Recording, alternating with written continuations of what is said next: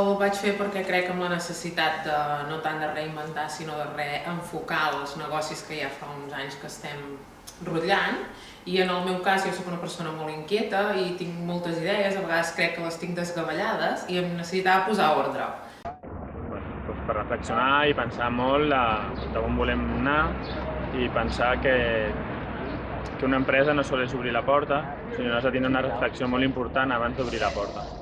I el que més em va sobtar i més em va agradar és saber donar un valor afegit al que cadascú ven.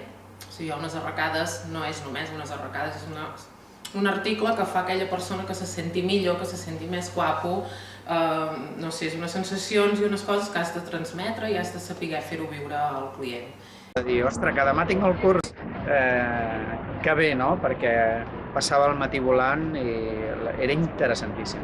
El curs està, jo crec que molt ben estructurat, perquè hi havia una mica de tot, el que es necessita avui dia per portar una empresa. Hi havia una part creativa, que jo és la que potser més disfruto, una part comptable, amb flux de càlcul i tot això, una altra part doncs, gairebé podríem dir de psicologia, d'entendre el client. Una metodologia molt clara i a la vegada penso que és molt lògica, però a vegades, com tota la vida, el lògic és el que no mai apliquem.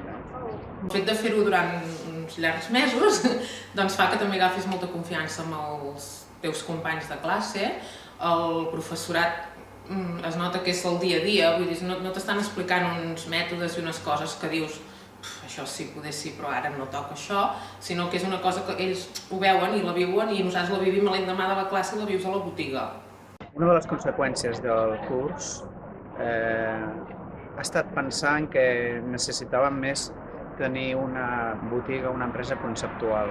Com que nosaltres tenim diferents departaments, era important donar-li més concepte a cada departament. El més important que he après és a pensar pre, o sigui, no després quan ja està fet, sinó realment a organitzar-te abans de començar.